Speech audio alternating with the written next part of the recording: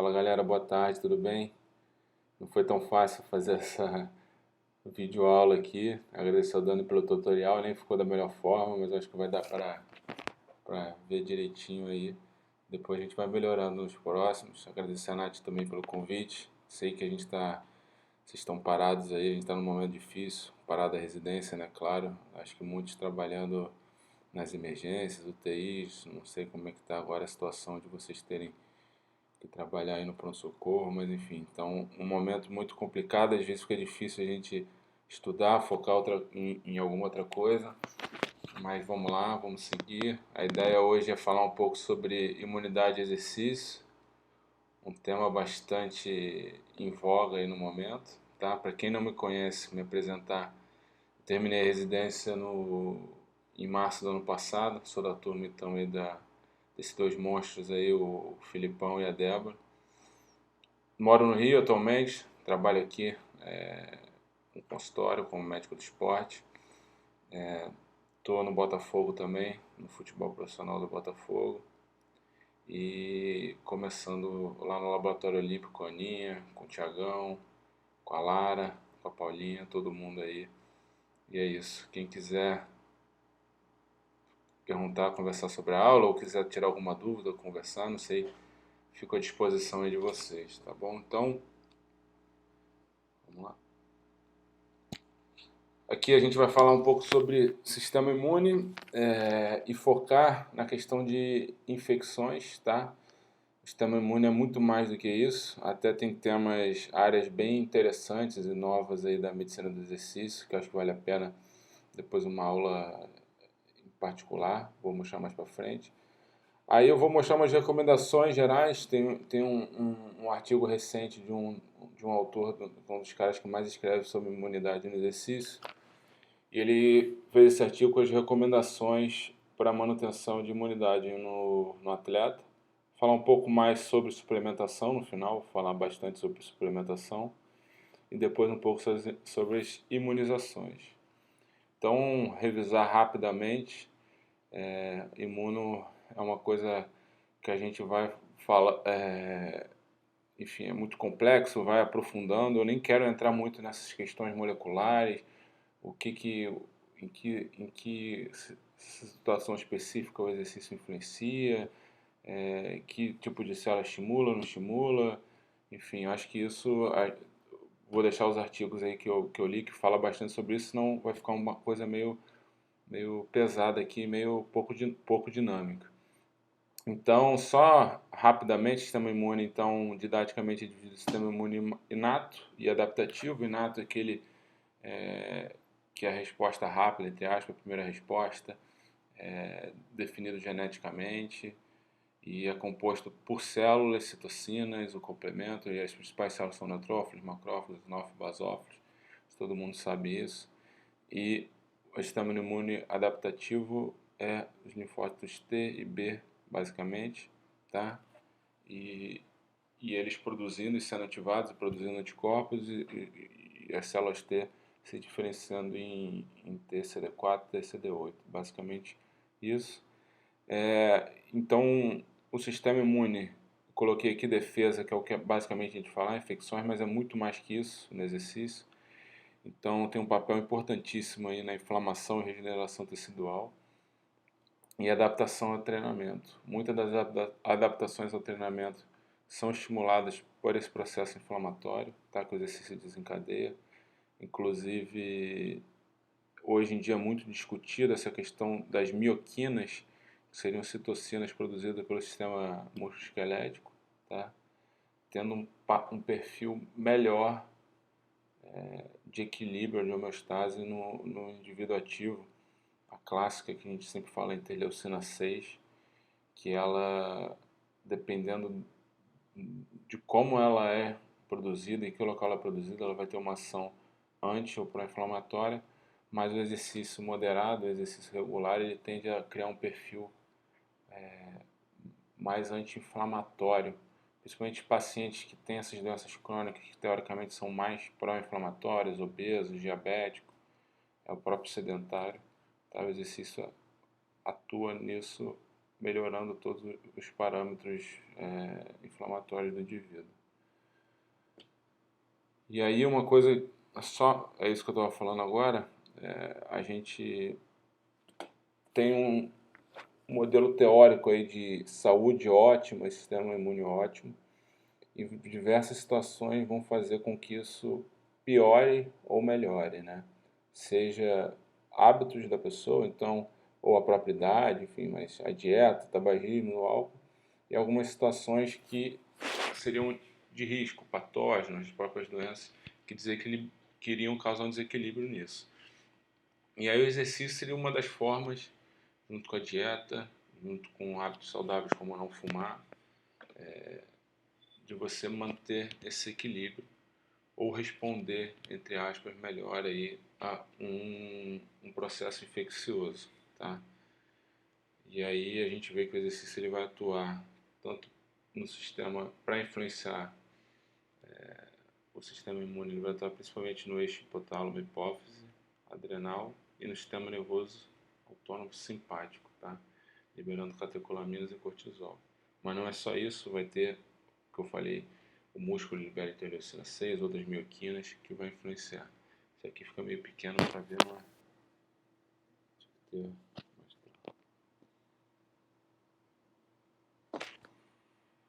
E aí, para vocês terem noção como é um tema bem discutido, está em voga não só pela questão do Covid, aí, atleta, histórico de atleta ou não, é mais suscetível à infecção, é mais resistente ou não. E é interessante que esse artigo saiu em janeiro de 2020, esse Walsh, que é o último autor aí que eu falei, desculpa, que é um dos caras que mais escreve sobre isso, e aí ele reuniu alguns outros autores e fez a pergunta: o exercício altera a função imune, aumentando a susceptibilidade a infecções? E aí um grupo respondeu que sim, e outro grupo respondeu que não. Então, e eles deram os seus argumentos. No final, eles entram em alguns consensos com que cada um acredita que seja consenso e quais são os principais buracos aí, principais tendências para a pesquisa futura. E tem esse modelo que é o mais aceito, principalmente para quem defende que o exercício ele aumentaria a suscetibilidade de infecção em um nível, que basicamente é o seguinte: o sedentário ele teria ali um risco de base, um baseline para risco para doenças infecciosas. O praticante de exercício moderado, eu vou falar um pouco melhor que isso é um pouco difícil de ser definido também, mas o praticante de exercício regular moderado ele teria um risco menor de infecções. Isso é um dos consensos que os dois grupos eles concordam, tá? Exercício moderado regular em alguns grupos principais diminui realmente o risco de infecção. E aí você progredindo para um rendimento, seja alto rendimento ou atleta amador, parece que em algumas situações ele vai estar sob um risco maior de infecção mesmo. E chegando no overtraining, num excesso de exercício, numa REDS, que são temas aí que com certeza vocês já discutiram, você teria realmente um risco maior ainda, tá, de infecção.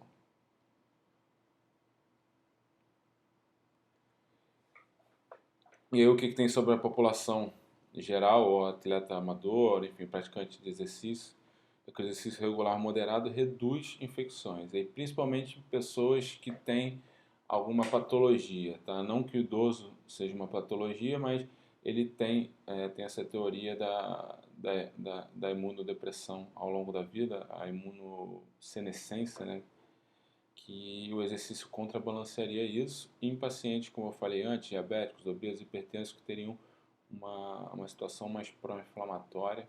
O exercício conseguiria contribuir para regular isso, tá? E aí, aqui ao lado dessa imagem, do lado direito, de um estudo de revisão de uma revista até alemã interessante, eu botei no final, mostrando quais seriam os mecanismos principais. Então, aumento de células T, melhora dessa razão aí TCD4 e TCD8, diminuição dessas que eles botam aí como citocinas inflamatórias relacionadas à idade,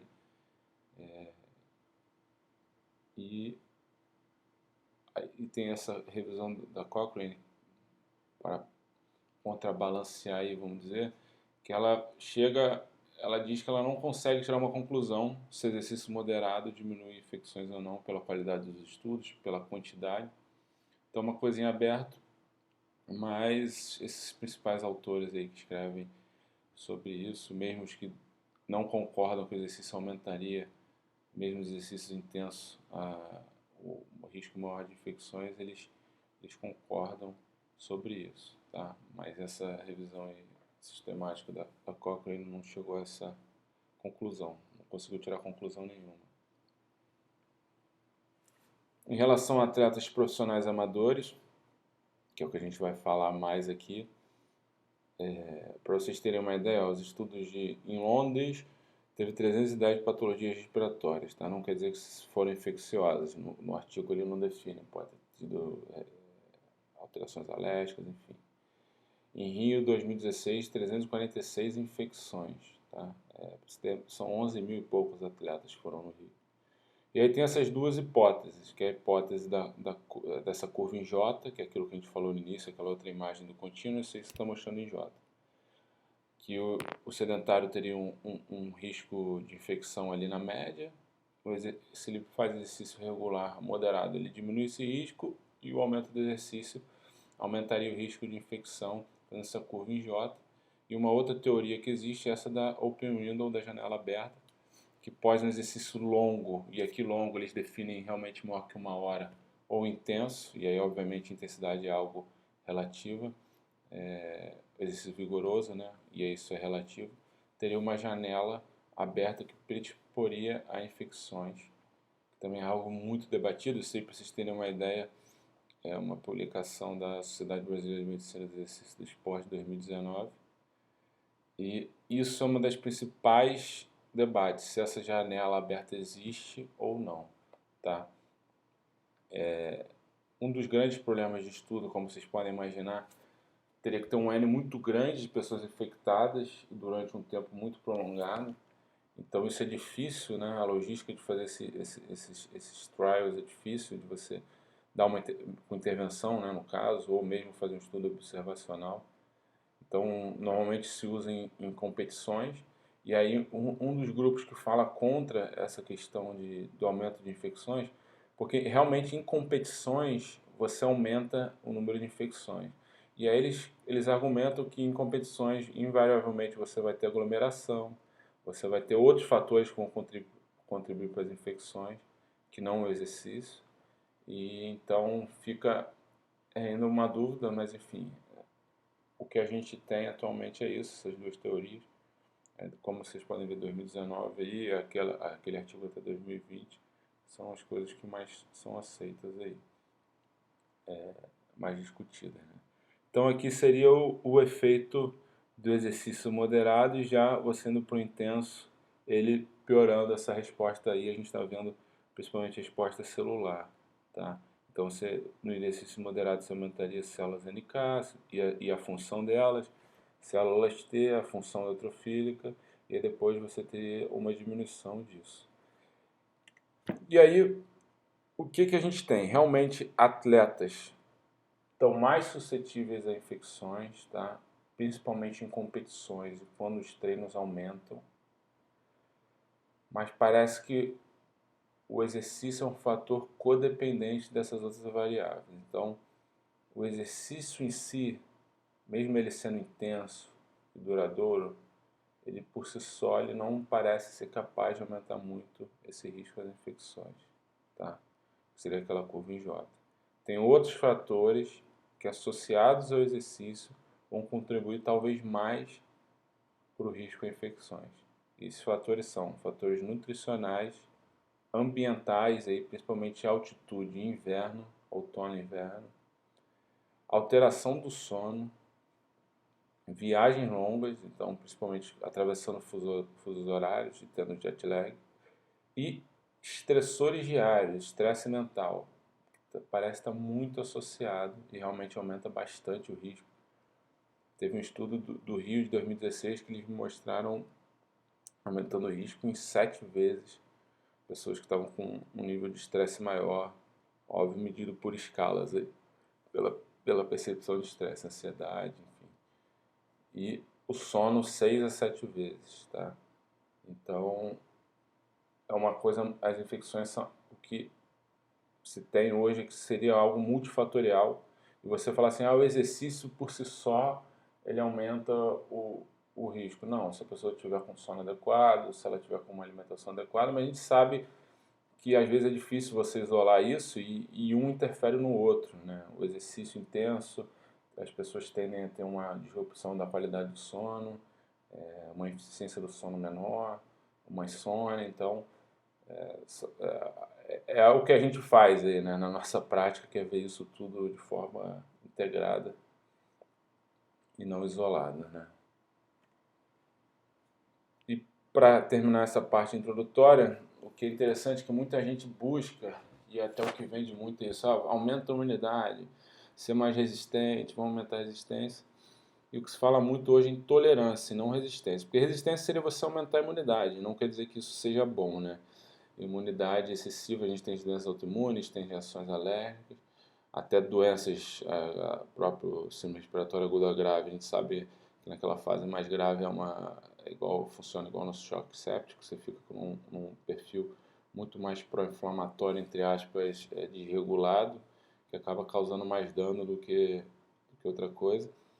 Então, o que se fala muito hoje é essa questão da tolerância, você ser mais tolerante a ser exposto a um agente infeccioso. Ou você não desenvolver aquela infecção, ou você ser sintomático, ou você ter uma severidade menor dos sintomas, tá?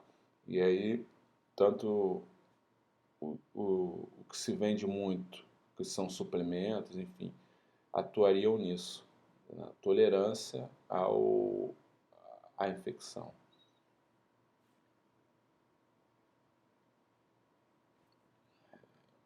Falar um pouco agora, então falei um pouco aí sobre esse debate do sistema imune, se a gente está mais propenso ou não à infecção, e agora falar como que a gente consegue monitorar isso no dia a dia, tá?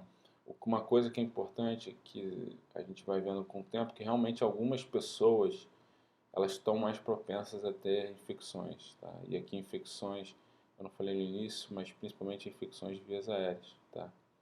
Então, tem a diarreia, infecções de pele, mas o principal são de via aéreas e via aérea superior. Então, tem pessoas que realmente, atletas ou no consultório, praticante de exercício, que falam, pô, sempre chega, eu fico com uma infecção, eu fico com um resfriado e tal. E aí essa pessoa, vale a pena dar uma atenção maior a ela, entender por que ela tá tendo isso, e a gente tenta monitorar de algumas formas. Óbvio que a gente vai ver como é que está a alimentação, a gente vai ver como é que está o sono. O ideal é a gente tentar ver uma coisa que a gente colocar mais na prática, é avaliações mais objetivas de saúde mental, tá? Humor, estresse, e a gente vai ver isso tudo. E aí o que tem mais interessante, que eu acho que vale a pena a gente discutir, seria como a gente vê de alguma forma algum biomarcador, né? A gente sempre fica tentando procurar algum biomarcador que indique que aquela pessoa está mais suscetível a ter lesão, tentando prever. Óbvio que isso é difícil encontrar alguma coisa assim, né?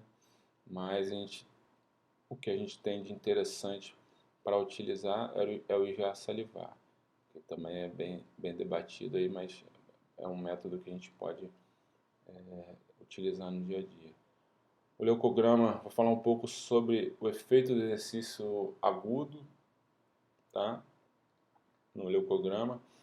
A gente tem interleucinas que não são dosadas rotineiramente, outros marcadores de inflamação, PCR e VHS, aumentam bastante realmente no exercício. A gente vê lá até no laboratório olímpico, a gente tem o pessoal da bioquímica e a gente tem a oportunidade de fazer por point of care, né? Tanto marcadores inflamatórios, quanto hemograma, alguns outros exames, e a gente eles fazem antes do exercício, por exemplo, o atleta chega de manhã de jejum, faz esses marcadores inflamatórios, o hemograma, faz uma série de treino pesada, faz logo após terminou, então terminou e faz, e depois meia hora, uma hora depois, e depois 3 horas depois para ver essa curva de normalização do atleta.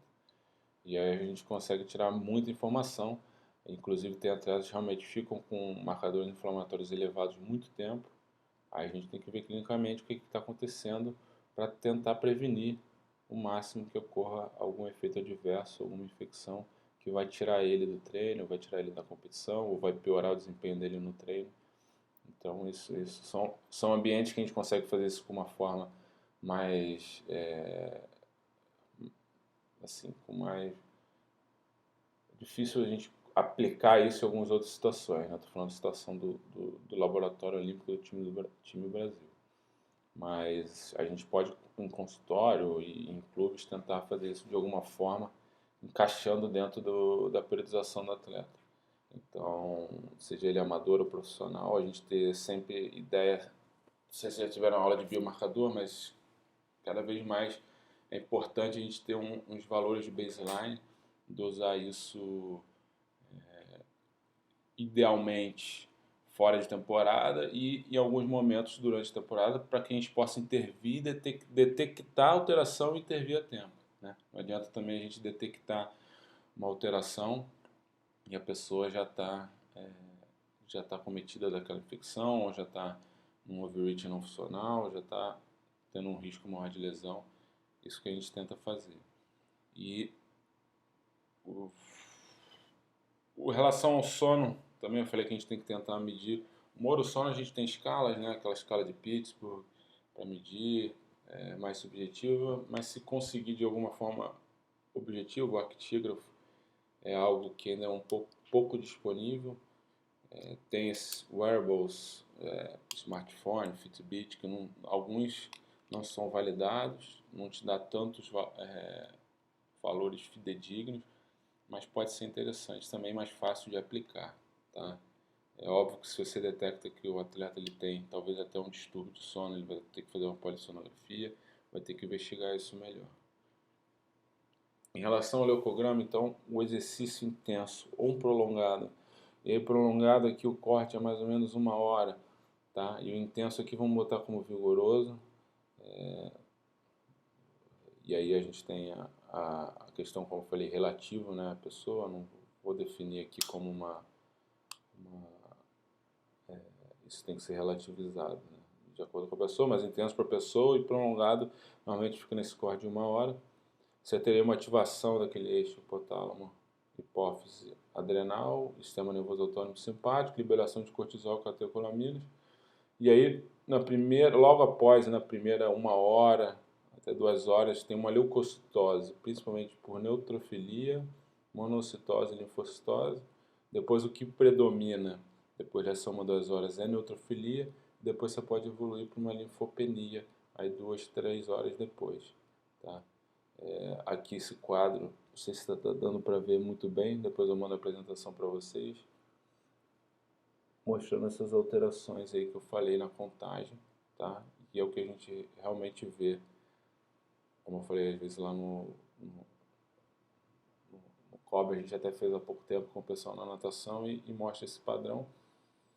E aí isso aí que seria, essa janela aberta seria isso, que apesar de você estar fazendo uma leucocitose, neutrofilia, monocitose, linfocitose, que é principalmente não é pela hiperprodução, mas migração dessas células, tá, de tecidos para a corrente sanguínea, não quer dizer que a função dela está adequada. Então você aumentaria a possibilidade de infecções nesse momento e depois ainda com essa linfopenia você poderia aumentar mais ainda, tá?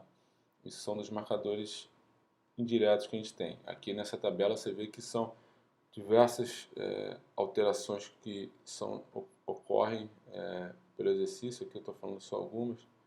Estou conseguindo aumentar isso aqui para ver melhor.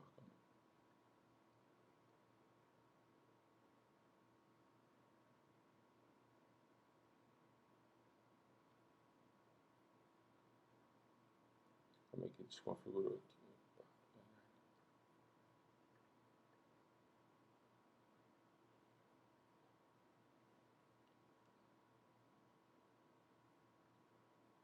Foi.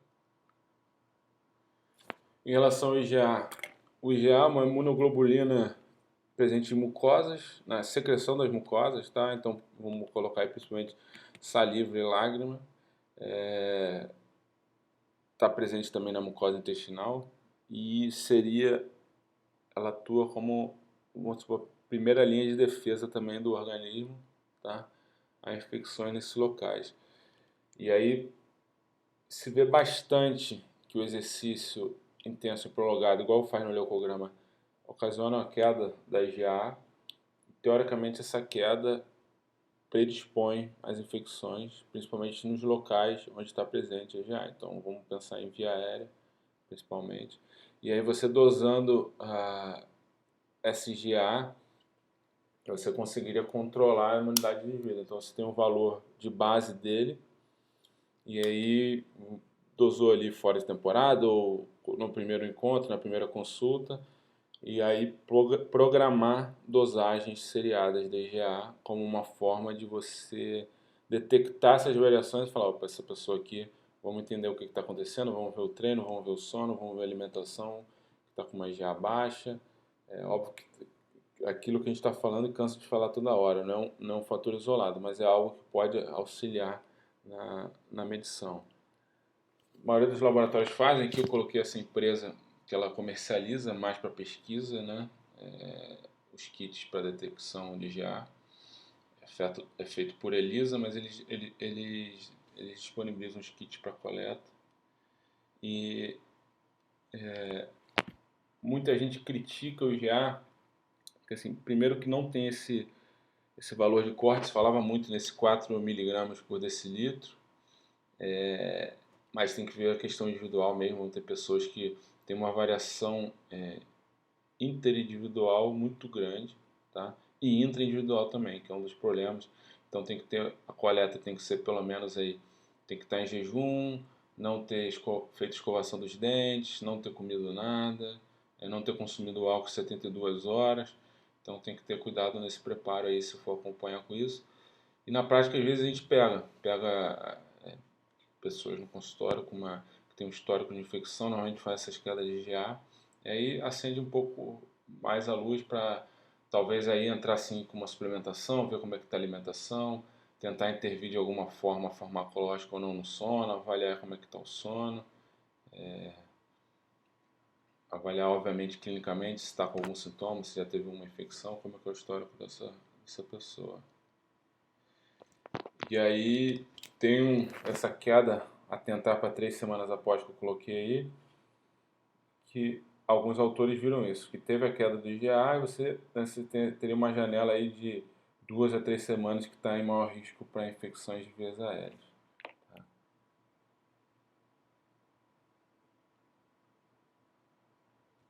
Falar agora sobre as recomendações para manutenção, eu estou mexendo aqui no microfone, para manutenção da imunidade nos atletas. Aí o Neil Walsh, para quem quiser seguir nas redes, no Twitter, ele sempre publica lá alguma coisa, discute com as pessoas.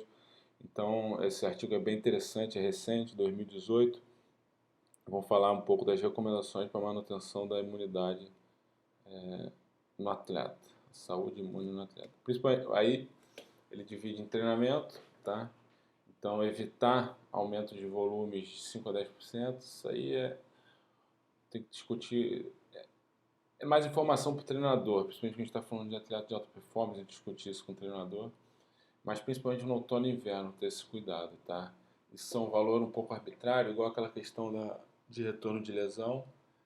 A gente vê que na prática tem pessoas que suportam muito mais do que um aumento de 5, 10%, principalmente pessoas que já tinham um histórico de volume alto, não faz sentido, às vezes ela começa tão baixa e fazendo essa progressão de 5 a 10% que às vezes é muito lento, tá? Quando possível, priorizar mais sessões mais intensas do que muito longo, exercício muito longo, é porque muitos dos estudos que tem, por exemplo, maratonistas, e realmente a longa duração, ela parece aumentar mais esse risco de infecções do que a intensidade. Tá?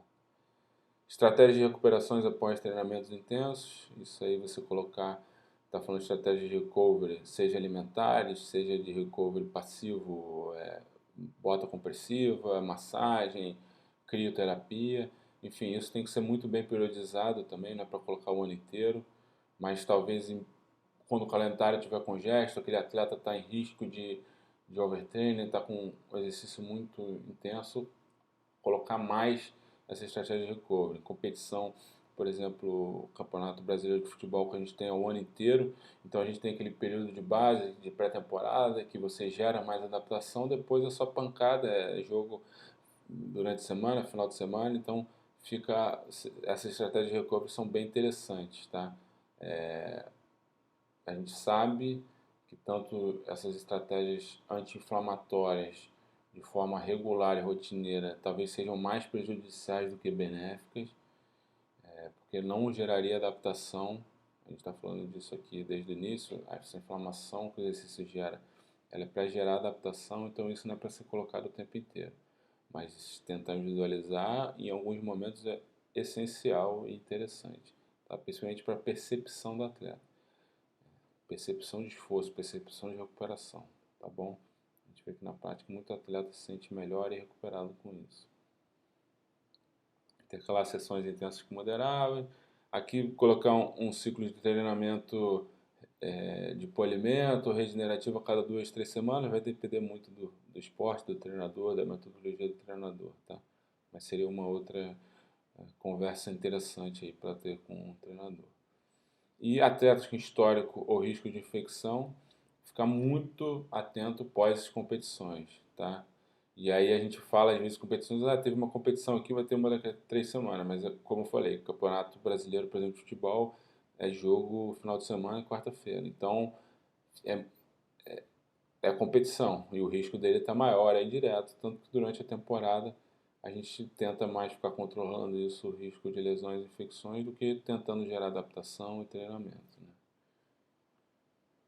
Em relação à saúde mental, e aí começam os estudos interessantes, que no início eu falei que é difícil muitas vezes você fazer esse estudo com infecções, porque você tem que ter um N grande, um tempo grande, teria que ficar observando, acompanhando essas pessoas muito tempo, né? Porque a infecção acontece, mas também não é num número tão grande assim, as infecções de vias aéreas. E aí tem uns estudos, esse de 1991, tem até um mais recente, de 2009, que eu vou mostrar que foi a mesma metodologia, que por questões éticas eu acho que é um pouco mais difícil fazer, ainda mais em atleta, imagina. São estudos que ajudaram muito e ajudam muito, que basicamente você induz a infecção na pessoa. Esse aí vocês vão ver, eles queriam correlacionar o estresse à saúde mental, o estresse psicológico, com o aumento de sintomas e de risco a infecções por resfriado comum, e eles inocularam rinovírus nas pessoas. Então dá um shot ali de rinovírus para a pessoa, não um shot, né, porque ela vai aspirar, ela aspira um rinovírus e acompanha essas pessoas durante 28 dias, para ver quem vai ficar infectado, quem vai ficar sintomático e correlacionar com algumas variáveis. E aí eles pegaram, é um grupo grande isso aí, um número de pessoas, que aí eles conseguiram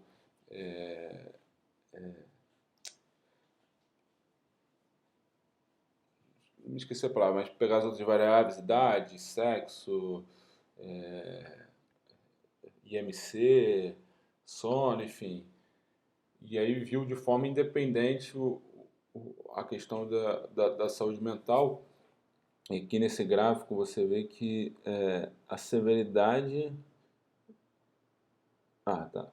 Eles avaliaram tanto sintomas de resfriado comum como a infecção em si mesmo, detectando, não lembro qual foi a metodologia aí que foi feita, se foi PCR, não me recordo, né? 91, eu posso ver isso depois, mas enfim, o que eles detectaram é que pessoas com um índice de estresse psicológico maior ficavam mais infectadas e tinham mais sintomas, tá bom?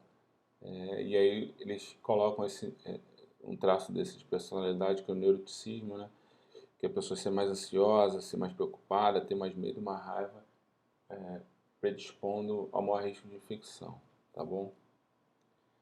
Então aí é o primeiro pilar lá da glutamina, limão e gratidão, é isso aí. Parece ter evidência um pouco. Gratidão aí, protege. Então aí, voltando àquele artigo do Walsh, o que ele coloca? Evitar estresse desnecessários, de alguma forma monitorar o estresse físico e psicológico. A gente tem vários questionários, pouco longos, pouco difícil de ser aplicado no dia a dia. Em ambientes que é atleta de alta performance e atleta profissional é um pouco mais fácil, tá? Dependendo, né, do esporte, porque você tem mais contato diário, até tem um treinador que tem contato diário, isso é até interessante que o treinador faça, ou o atleta mesmo aplique no aplicativo, enfim, para você tentar detectar, mas às vezes só com uma conversa mesmo habitual, até porque tem muito aprendizado, né? O problema desses questionários é esse, a pessoa fica fazendo aquilo todo dia, ela meio que já não responde com tanta não é tão fidedigno, né? E passa a ser uma coisa que ela não liga muito, aprende, bota qualquer coisa, enfim, às vezes monitorar de forma até subjetiva, por meio de consultas rotineiras, e conversando pode ser uma boa também. E aí ter estratégias, hoje em dia se fala muito, é tema para outras aulas aí com certeza, estratégias para manejo de estresse. Se fala muito em mindfulness, e aí a própria meditação, zen budista ou não, transcendental, que o mindfulness seria também uma estratégia aí de meditação, entre aspas, enfim, mindfulness tem várias linhas, né? E ter atividades de lazer, algo que diminua o estresse, óbvio que o ideal é ter sempre um psicólogo atuando junto, que vai fazer estratégia de visualização, de manejo de estresse, relaxamento, enfim, isso aí seria o mundo ideal, né? Essa é uma frase de Sêneca aí, que nesse momento é bem importante aí pra gente. Em relação ao sono também dá mais 10 aulas, mas foi outro estudo naquela mesmo modelo. Eles inocularam, aí não lembro se foi o rinovírus, e tinham um baseline do sono e avaliaram o sono ao longo desses 28 dias. Um dos limitantes desse estudo é que eles não deram actígrafo, não sei porque, eles até relatam, em 2009 já poderia ter sido feito, fizeram por meio de questionário. Mas o que eles viram é que a eficiência do sono reduzida, tá? A eficiência do sono é o tempo total que você está deitado e o tempo que você está dormindo de fato. Isso por meio de questionário é um pouco complicado, mas a eficiência do sono menor aí que 92%, se eu não me engano, nesse estudo. O valor clínico normalmente é um valor 85%, então um valor menor que 92% nesse estudo e uma quantidade menor de 7 horas for um risco maior para desenvolver sintomas e infecção, tá bom? Esse estudo foi naquele mesmo modelo, pegou um grupo, inoculou, um grupo controle, aí inoculou todo mundo, pegou todo mundo, 200 pessoas e acompanharam para ver o que cada uma tinha associando com a questão do sono. Tem alguns outros estudos que é interessante que mostram que a resposta imune à vacinação, e é o que tem mais dado é a hepatite e a influenza, também está reduzida em pessoas com privação de sono, seja de quantidade ou qualidade. Tá? Então as recomendações de sono: manter um mínimo de 7 horas por noite de sono, evitar restrições por dias consecutivos, tentar monitorar como a pessoa está acordando, semanalmente ou diário, considerar monitorar em algumas pessoas, ou com actígrafo, alguns pacientes vão precisar de polissono mesmo para descartar algum distúrbio do sono, ou outros dispositivos que chama de wearables, né? Que você seria igual, teria um acelerômetro, pelo menos. Cuidado na hora de avaliar isso, tá? Cochilos realmente são benéficos aí tanto para recuperação e a gente falando também para o sistema imune e a estratégia para otimizar a higiene do sono. Em relação a ambientes extremos, e aí principalmente calor, altitude, aqui fica muito importante controlar mais a carga externa que está sendo aplicada, aquele incremento de 5, 10% que eu falei, tá? Calor, altitude e inverno aí também, tá? A aclimatação é muito importante, evitar períodos prolongados de exposição ao ar frio e seco. E aí tem o que ele coloca aqui, exposições curtas, você intercalando principalmente contraste, fazendo calor, frio, que é uma estratégia para recovery muscular, pode ser que dê uma aumentada na imunidade, na tolerância à imunidade. Essas recomendações são daquele artigo também, não coloquei aqui embaixo. Em relação à alimentação, não vou entrar muito no mérito da alimentação em si, mas evitar déficit calórico e dietas very low calories, tá? Essas crash diets, isso aumenta bem, a gente vê na prática, quando o paciente faz restrição braba, parece até herpes zoster, começa a ter sinusite, faz uma faringite, isso bem, é muito visto, isso é muito comum realmente, tá? Mesmo pacientes que não são atletas, então aumenta muito o risco, então evitar isso. Se for necessário fazer isso, aí sim é o momento que a gente tem que entrar com as estratégias, vamos fazer um GA, vamos ver direitinho como é que está o sono, vamos entrar com uma suplementação, porque o risco aumenta bastante, tá? Isso é bem discutido, mas ele coloca 50% da dieta em carboidrato, uma proteína de no mínimo 1,2 a 1,6. Isso a gente pensando na imunidade, tá? E manter a hidratação também, que a hidratação, principalmente após essas provas longas, maratona, tentar o mais rápido possível otimizar a hidratação.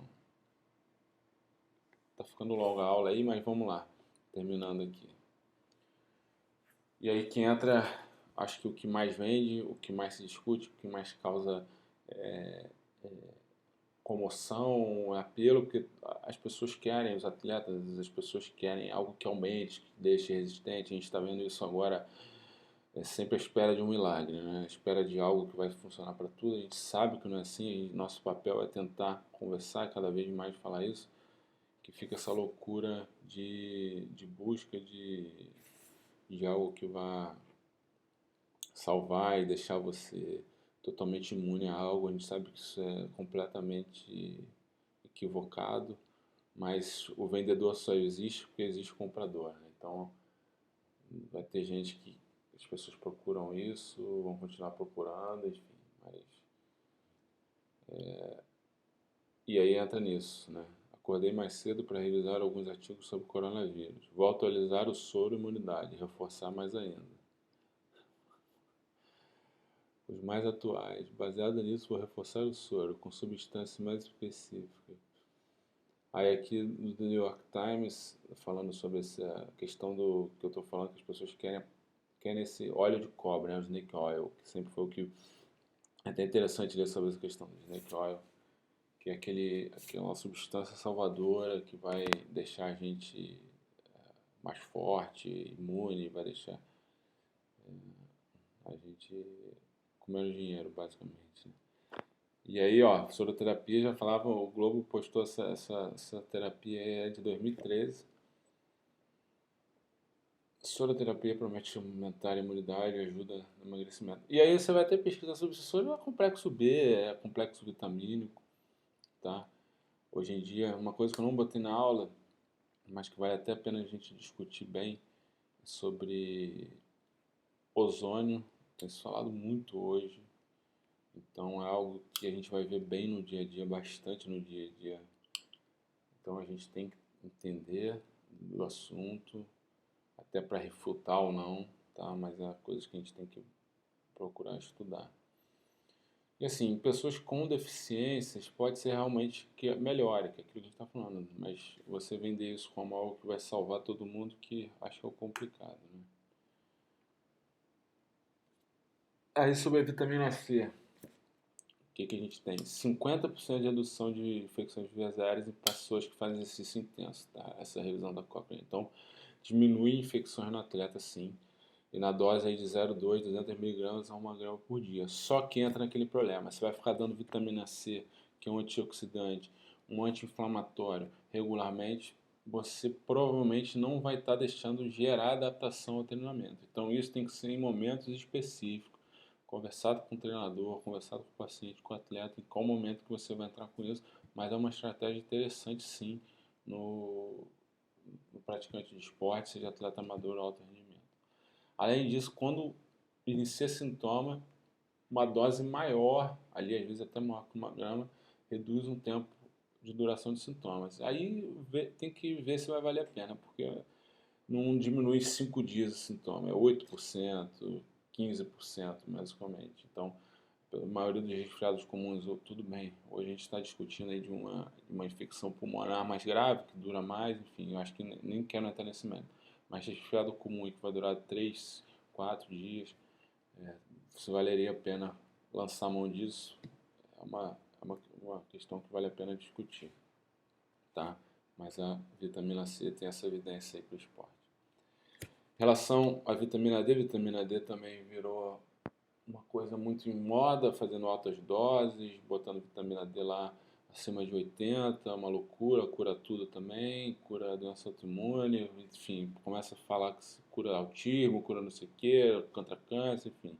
A gente tende a ser bem cético em relação a isso, mas hoje sabe bem a importância de vitamina D não só para a questão de metabolismo ósseo, tá? Até tem algumas coisas para prevenção de lesão, mas se vê que a vitamina D tem um papel muito maior. Não vou falar aqui também, não estou falando muito aqui das ações, eu vou deixar os artigos aí de revisão para vocês lerem depois.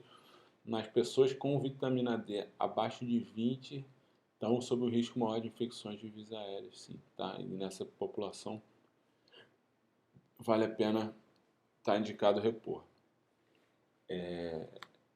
E aí tem alguns outros estudos no esporte, que alguns falam que o corte melhor seria 30, outros 38, e uns até 48, pensando em severidade de sintoma. Então é algo que a gente não tem um valor muito definido.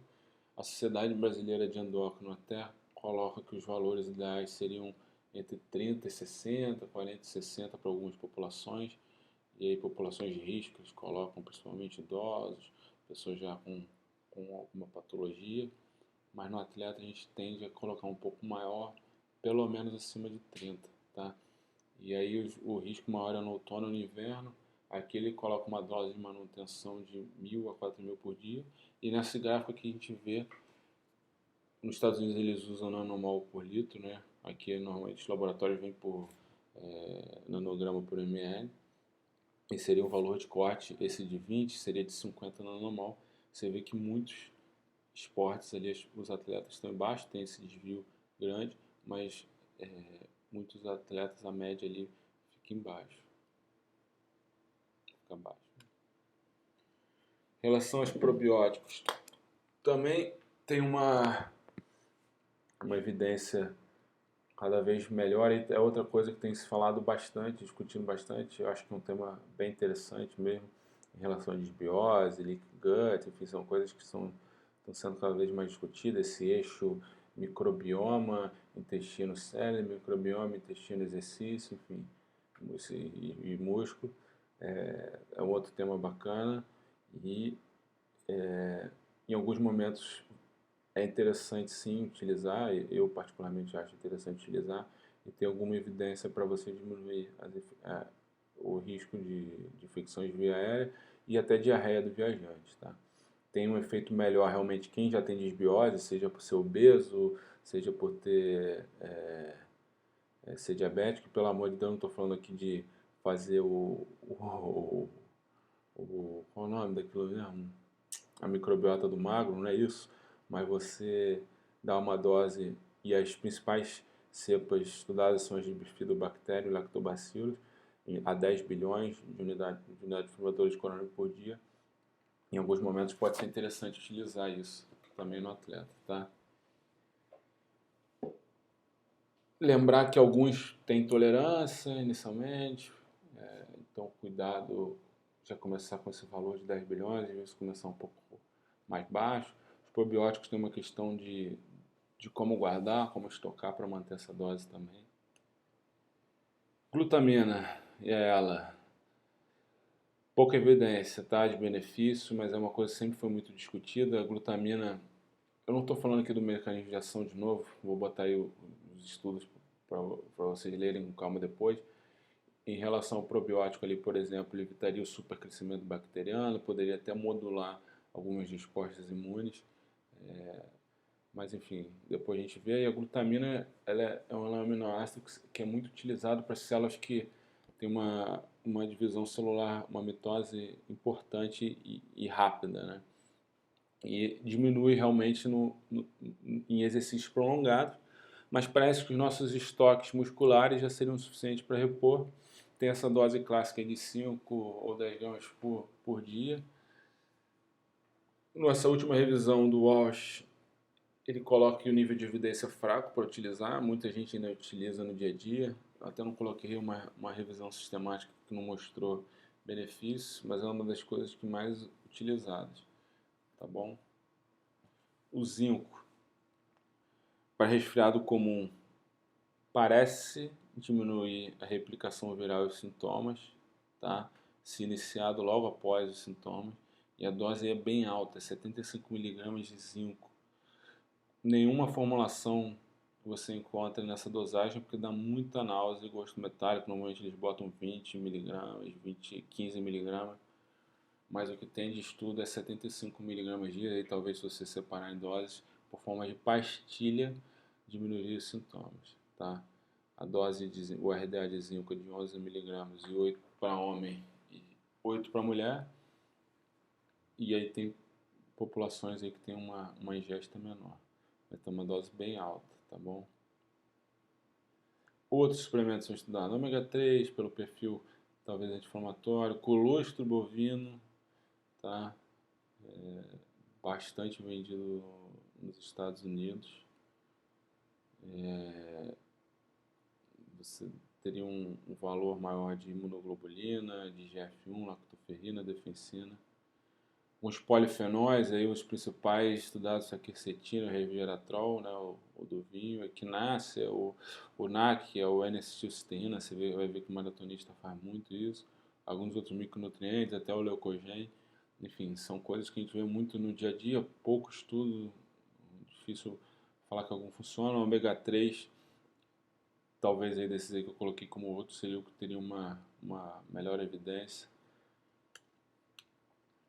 E as recomendações, então, que o Walsh coloca naquele artigo dele de revisão seria avaliar 1000 unidades de vitamina D no outono e no inverno, considerar pastilha de zinco no início dos sintomas e considerar probióticos para atletas com risco ou viajantes. Resumindo a suplementação, vale a pena dar uma olhada nesse artigo aí depois, ele fala sobre mecanismo de ação, sobre os estudos de cada um, é dele também, tá vendo? E rapidamente sobre a imunização, a gente tem esse guia de imunização do atleta profissional, da SBIM com a Sociedade Brasileira de Medicina do Exercício do Esporte, tá bom? E aí, basicamente o que tem diferente seria que você vacinar um atleta com influenza, hepatite A, febre amarela, e coisa avaliar dengue, aqui ao lado, não sei se vocês conseguem ver, não dá para ver a seta, mas ali ao lado tá as vacinas, depois vocês olham com calma. Em relação ao atleta que vai viajar, é sempre interessante a gente dar uma olhada nesse site, tanto da Anvisa quanto do Fit for Travel, para ver se o país, algum país risco para malária, febre amarela, enfim, ter cuidado com diarreia dos viajantes, infecções de vias aéreas. É sempre bom a gente dar uma olhada se a gente for viajar ou não com o atleta. Tem muito atleta de consultório que vai fazer maratonas, corridas, e aí quando a gente está trabalhando com esporte de alto rendimento, enfim, isso a gente vai se deparar muito com isso. Recomendações finais que o Walsh coloca, só resumindo, tá bom? Tudo que a gente falou e tem esse quadradinho do lado. Aí são algumas bibliografias. Tá bom, gente? Valeu aí, desculpa, ficou um pouco longo. Passei do tempo usual que a gente utiliza. Ficou acho que 45 minutos, 50 minutos. Primeira vez que a gente está fazendo isso. Qualquer dúvida que vocês tiverem, manda uma mensagem aí no celular ou no Instagram. Não botei meu celular aqui, mas Caio Sinise lá no Insta, e o pessoal tem meu número, estou lá no grupo. Qualquer coisa que quiser conversar, um abraço aí.